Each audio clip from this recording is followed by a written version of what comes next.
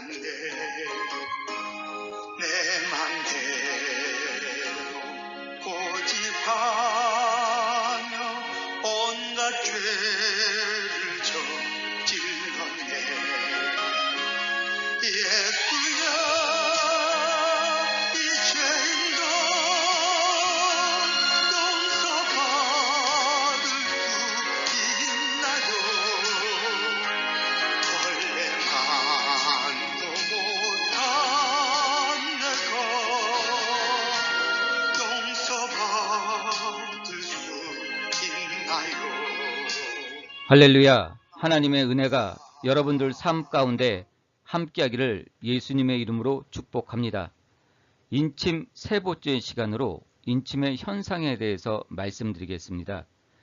인침을 받을 때 어떠한 현상이 일어난다면 나는 인침 받았어 하고 알 수 있을 것입니다. 그리고 신앙적인 낭비를 하지 않고 살아갈 수 있을 것입니다. 그런데 인침의 현상이 사실 너무나도 다양합니다. 그래서 어떠한 공식을 만들어낼 수 없습니다. 그래서 이 시간에는 인침의 현상에 대해서 말씀을 드리려고 합니다.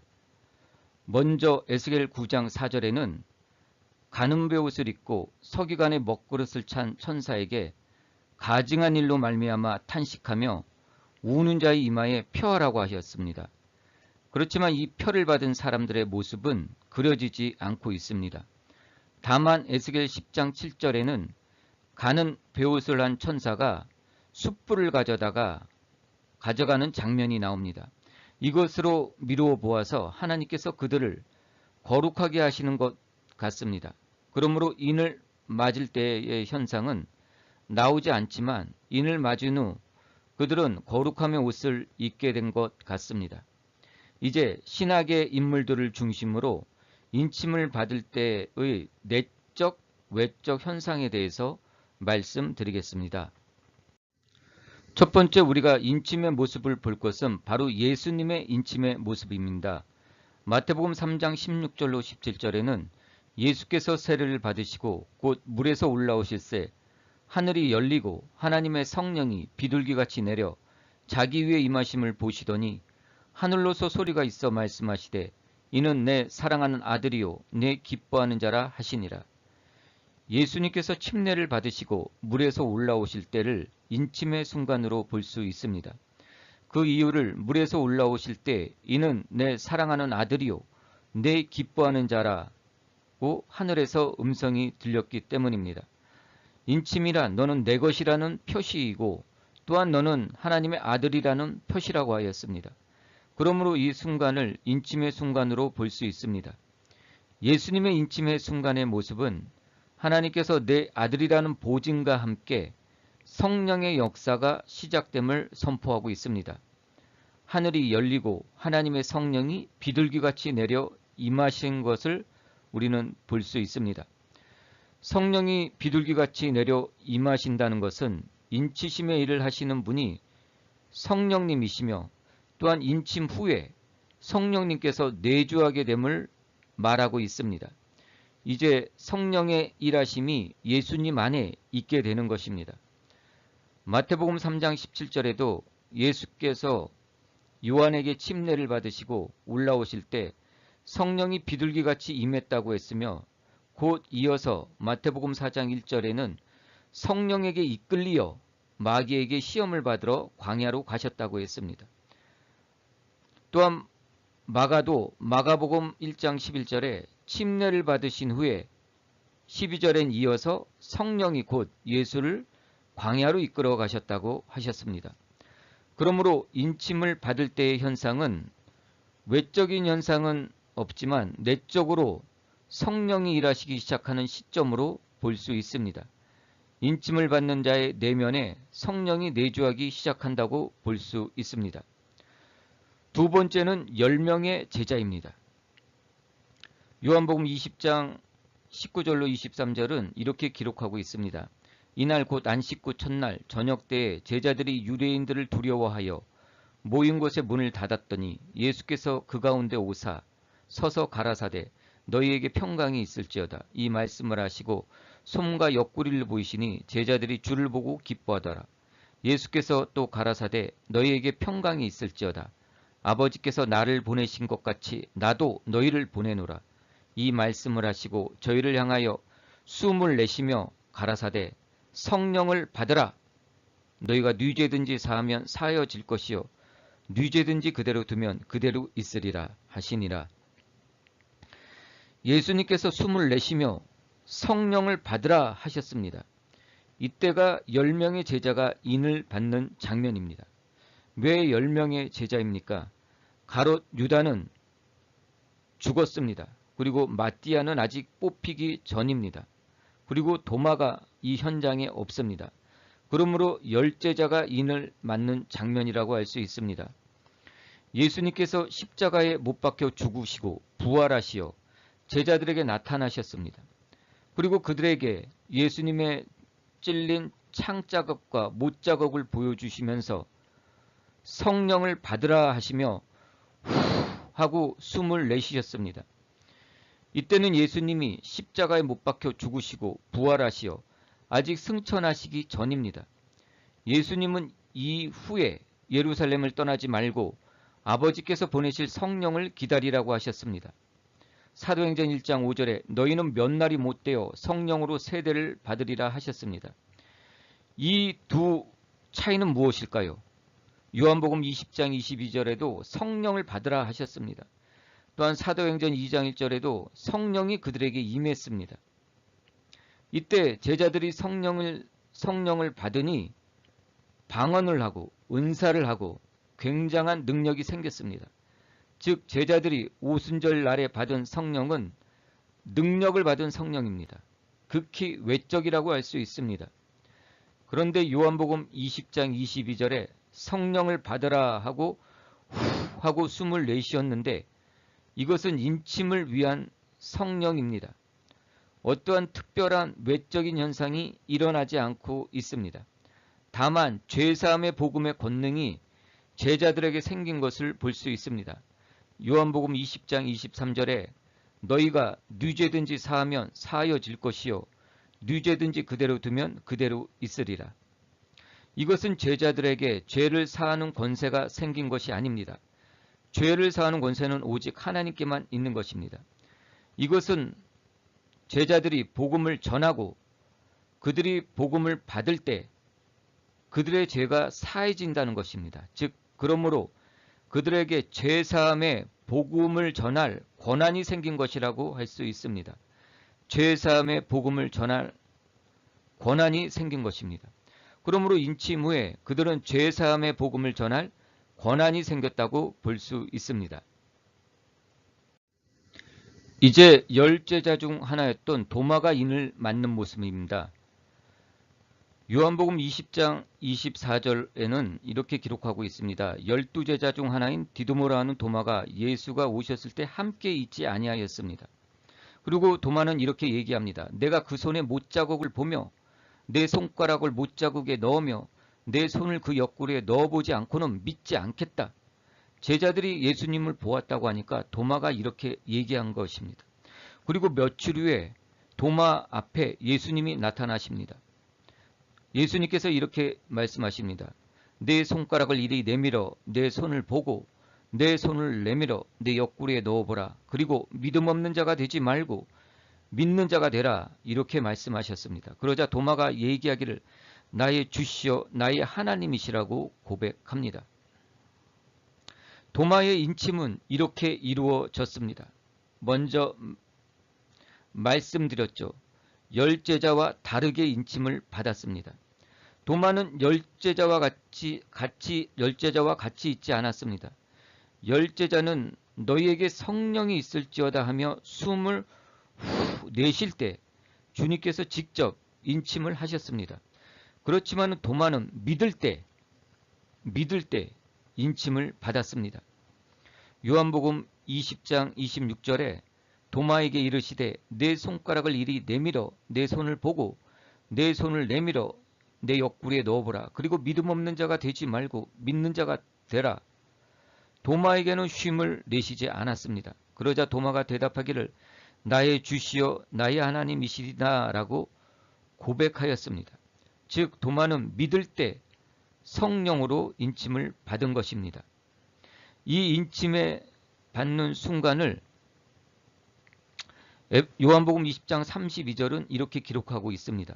오직 이것을 기록함은 너희로 예수께서 하나님의 아들 그리스도임을 믿게 하려 하며 또 너희로 믿고 그 이름을 힘입어 생명을 얻게 하려 함이라 라고 얘기하고 있습니다. 즉 이것을 기록한다는 것은 도마가 예수님을 부정하고 보고 믿게 된 것을 기록한 것은 바로 너희로 예수께서 하나님의 아들 그리스도임을 믿게 하려고 기록하였다는 것입니다. 그러므로 도마의 인침은 어디까지나 믿음으로 받은 것입니다. 에베소서 1장 13절에 보면 그 안에서 너희도 진리의 말씀 곧 너희의 구원의 복음을 듣고 그 안에서 믿어 약속의 성령으로 인침을 받았다고 기록하고 있습니다. 도마가 인침을 받을 때의 외적인 변화는 영적인 존재를 만났을 때의 깜짝 놀람일 것입니다. 죽었던 사람이 나타나서 내 옆구리에 손을 넣어보라. 얼마나 깜짝 놀랐고 또 한편으로는 두려웠을 것입니까? 이런 두려움 정도가 외적 현상이라고 할 수 있습니다. 내적 현상 또는 내적 변화는 도마에게 믿음이 생겼습니다.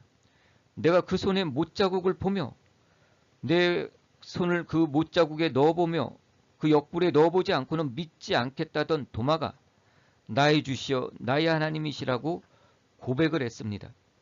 즉 인침을 받을 때 생각의 변화, 믿음의 변화가 일어나게 된 것입니다. 이렇게 인침은 믿지 않던 사람이 믿어지게 됩니다. 하나님이 계신가 아예 생각도 없던 사람이 하나님은 계시다. 예수님을 믿지 않던 사람이 예수님은 우리의 죄값을 짊어지시고 십자가에 못 박혀 죽으신 분이다 라고 믿어지게 되는 것입니다. 저는 이 도마의 인침이 하나님의 큰 계획 가운데 이루어졌다고 봅니다. 왜냐하면 열제자가 인침을 받을 때 도마는 그곳에 없었습니다. 만일 열제자가 인침을 받을 때 도마가 함께 있었다면 도마도 예수님께서 직접 성령을 받으라 하고 숨을 내쉴 때 인침을 받았을 것입니다. 그래서 오늘 우리에게는 믿음으로 인침을 받는 모습의 본을 찾아보기가 어려울 것입니다. 그런데 하나님께서 도마를 뒤로 빼셨습니다. 그리고 그 후에 믿음으로 인침을 받게 하셨습니다. 의심 많은 도마가 따로 인침을 받은 것은 오늘날 의심 많은 우리가 인침을 받게 하기 위한 것이며 또한 우리에게는 큰 은혜인 것입니다.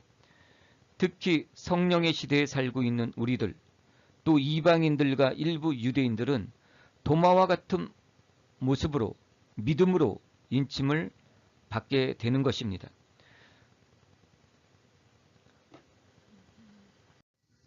다음은 바울의 인침의 모습입니다. 사울은 여전히 살기가 등등하여 예수를 쫓는 사람을 만나면 결박하여 예루살렘으로 잡아가려고 했습니다. 그리고 다메섹 가까이 갔을 때 호련히 하늘로서 빛이 둘러 비칩니다. 그리고 땅에 엎드려져 소리가 들립니다. 사울아 사울아 내가 어찌하여 나를 박해하느냐. 사울이 대답합니다. 주여 누시나이까. 나는 내가 박해하는 예수라. 사울은 땅에서 일어나 눈은 떴으나 아무것도 보지 못하고 사람의 손에 이끌려 다메섹으로 들어가서 사흘 동안 보지도 못하고 먹지도 못하게 됩니다. 바울의 인침의 순간의 모습입니다. 그리고 바울의 인침의 이 모습에 대하여 사도행전 9장 15절은 이렇게 기록하고 있습니다. 예수님께서 말씀하시기를 이는 택한 나의 그릇이다. 바울은 내가 택한 나의 그릇이다. 내 것이다. 즉 인침을 받았다는 것입니다. 바울의 인을 받은 외적인 현상은 다른 제자들과 사뭇 다르다는 것을 발견합니다. 특별히 외부적인 충격이 강합니다. 제자들의 인침의 순간보다 그 누구보다도 인침을 받을 때 외부적인 충격이 강한 사람이 바울입니다. 그가 다메섹을 향하여 가고 있었는데 아주 살기가 등등했습니다. 그런데 어떠한 강한 충격에 그만 땅에 내동정이 쳐집니다. 그리고 강한 빛으로 시력을 잃게 되고 음성이 들립니다. 나는 내가 박해하는 예수라. 바울의 귀에 계속 울려 퍼졌을 것입니다. 내가 박해하는 예수라, 예수라, 예수라. 아마 굉장한 충격이었을 것입니다. 여러분들 중에도 어떤 것이 옳은 줄 알고 계속 그것을 믿고 그렇게 쫓아가고 있었는데, 또한 그것이 자신의 자부심이었는데 그렇지 않았다는 것을 나중에 알았을 때 충격을 받은 경우가 있지 않습니까? 내가 살아온 것이 완전히 다 틀렸어. 굉장한 충격입니다. 그래서 사울은 3일 동안 먹지도 마시지도 아니하고 보지도 못하고 있었던 것입니다. 그 3일 동안 사울은 무엇을 했을까요? 먹지도 마시지도 자지도 않고 무엇을 했을까요? 그의 귀에는 계속 그 말이 울려 퍼졌을 것이다. 울려 퍼졌을 것입니다. 내가 박해하는 예수라. 내가 박해하는 예수라. 예수라, 예수라, 예수라. 아, 내가 틀렸구나. 내가 틀렸어. 그게 옳았다고 생각했는데 내가 틀렸어. 예수가 진짜 하나님이란 말인가? 예수가 진짜 하나님이셨구나. 그렇게 아마 3일을 지냈을 것입니다. 그리고 아나니아가 안수함에 보고 먹고 강간하여졌습니다. 사도행전 9장 17절은 이렇게 기록하고 있습니다. 아나니아가 안수함에 바울이 다시 보게 되고 성령이 충만하게 됩니다. 즉 성령의 내주하심과 일하심이 시작되었다는 것입니다. 사울의 인침의 외부적인 현상은 그 누구보다도 강합니다. 길바닥에 내동덩이 쳐졌고 눈이 멀었습니다. 그리고 3일 동안 아무 일도 할 수가 없었습니다. 사울의 내부적인 변화는 예수님이 믿어지기 시작했다는 것입니다. 그렇게 믿지 않고 잡으러 다니더니 이제는 예수님을 그렇게 믿고 오히려 예수님을 전하는 자가 된 것입니다. 이상을 정리해 볼 때 우리는 인침을 받는 순간의 현상들을 가늠해 볼 수 있습니다. 예수님은 인침을 받으실 때 성령의 임하심이 있었습니다. 성령이 비둘기같이 임했습니다. 그리고 그 후에 성령의 일하심이 있었습니다. 성령의 인도에 따라 마귀에게 시험을 받으러 가셨습니다. 열제자의 경우 죽은 사람이 살아난, 즉 영적인 존재를 만나게 된 것에 대한 외부적 충격과 내부적 충격이 있었습니다. 그렇지만 그것은 곧 마음의 평강과 죄에 대한 인식의 변화로 바뀌었습니다. 그리고 또한 성령이 내주하기 시작했습니다. 의심 많은 도마의 경우 영적인 존재를 보게 된 내부적인 충격과 외부적인 충격이 있었습니다. 그리고 또한 무엇보다도 믿음의 변화가 있었습니다. 그리고 성령의 내주가 시작되었습니다. 바울의 경우는 외부적인 충격이 아주 강했습니다. 그리고 내부적인 변화는 믿음의 변화입니다. 내부적인 생각도 변화되었습니다. 또한 성령이 내주하게 되었습니다. 이상의 여러 현상들을 종합해 볼 때 공통적인 특징을 찾아볼 수 있습니다. 첫째는 믿음의 변화입니다. 예수님과 하나님을 그렇게 부정하던 사람이 부정을 하지 않고 믿게 됩니다. 믿지 못하던 사람들이 이제 믿게 된다는 것입니다. 그리고 또한 성령님이 일하기 시작합니다. 인침의 순간부터 이제 성령님이 내 안에 내주하게 됩니다. 성령의 일하심이 내 안에 생기게 되는 것입니다. 또한 세 번째는 내부적이거나 또는 외부적인 충격이 있다는 것입니다. 이러한 충격은 한동안 갈 수도 있고 또 어떤 사람은 길게 갈 수도 있고 어떤 사람은 짧게 갈 수도 있습니다. 이렇듯 사람마다 다르게 다양한 인침의 현상으로 인하여 어떠한 공식을 찾기 좋아하는 사람들에게는 인침의 현상이 보이지 않을 수도 있고 인침을 가볍게 넘어가게 할 수도 있습니다. 그렇다면 하나님께서 이렇게 인침을 다양한 방법으로 사용하시는 것은 왜일까요? 그래서 어떤 사람은 인침을 받았는지도 모르게 넘어갈까요? 사람마다 이렇게 다르게 사용하시는 것은 그 사람의 특성 때문입니다. 사울과 같이 완강하고 고집이 세고 자기의 신념, 자아가 강한 사람은 강한 충격이 아니면 절대 돌아오지 않습니다. 이런 사람들은 완전히 꼬꾸라뜨리거나 완전히 이상적인 그 어떤 것을 보여줘야 합니다. 그렇지 않으면 이 사람은 절대 돌아오지 않기 때문입니다. 어디 사고가 나게 해서 팔다리 하나를 부러뜨려 놓거나 죽을 고비를 넘게 하거나 또는 강한 충격이나 신비함을 체험하게 합니다. 그래서 그를 돌아오게 만드는 것입니다. 그렇지 않으면 사울과 같은 사람은 절대 돌아오지 않기 때문이죠. 그리고 믿음은 약하지만 그래도 믿고 따라왔던 10명의 제자들이 있습니다. 그들의 외부적인 충격은 그렇게 강하지 않지만 내부적인 충격으로 인침을 받았음을 확인해 볼 수 있습니다.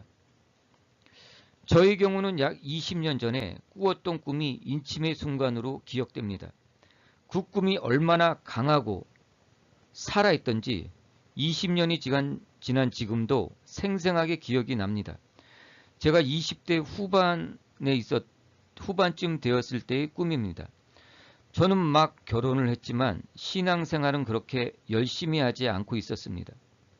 그러던 어느 날 꿈입니다. 저는 주변의 경치를 감상하면서 그때 한두 살이었던 딸아이를 유모차에 태워 룰루랄라 생각 없이 산을 내려오고 있었습니다. 그때 굉장한 음성이 들립니다. 너는 내가 네게 맡긴 것을 왜 가볍게 여기느냐 하는 음성이었습니다. 모습은 보이지 않았고 소리만 들렸지만 저는 단번에 이것이 하나님의 음성이라는 것을 알았습니다. 그리고 굉장히 두려웠고 무서웠습니다. 그래서 곧장 하나님께서 맡겨주신 것이 무엇이지 하고 도로 찾으러 산으로 올라가다 깨었습니다.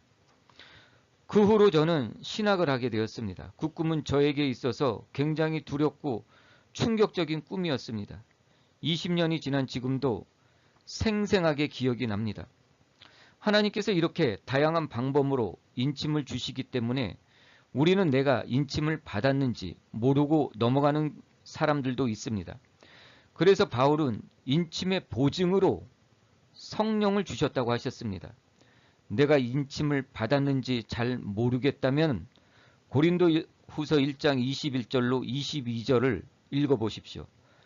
우리를 너희와 함께 그리스도 안에서 경고케 하시고 우리에게 기름을 부으신 이는 하나님이시니 저가 또한 우리에게 인치시고 보증으로 성령을 우리 마음에 주셨느니라. 성령을 우리 마음에 주셨느니라. 인치시고 보증으로 성령을 우리 마음에 주신 것입니다. 인침을 받은 자는 그 보증으로 인침을 받았다는 보증으로 성령님이 그 사람 안에 내주하게 된다는 것입니다. 여러분들은 성령님을 의식하고 있습니까? 여러분들은 성령의 음성에 민감합니까? 여러분들은 성령의 뜻을 강구하고 있습니까? 여러분들은 성령께 묻고 있습니까? 여러분들은 기도할 때 성령의 임재와 성령의 충만을 놓고 기도합니까? 만일 그렇다면 여러분 안에 성령님이 내주하고 계신 것입니다. 여러분들은 인침을 받은 것입니다. 만일 여러분들이 성령을 인식하지 않고 있는 삶을 살고 있다면 여러분은 아직 인침을 받지 않은 것입니다. 또 여러분은 언제 인침을 받았는지 모르고 있는 것일 수도 있습니다. 인침을 받으시기를 사모하십시오. 인침을 받으시기를 간절히 사모하십시오. 그리고 이 은혜의 시대에, 성령의 시대에 꼭 인침을 받으십시오. 꼭 인침을 받으셔서 구원의 보증을 가지고 살아가는 성도 되시기를 예수님의 이름으로 축복합니다. 사랑 찾아와서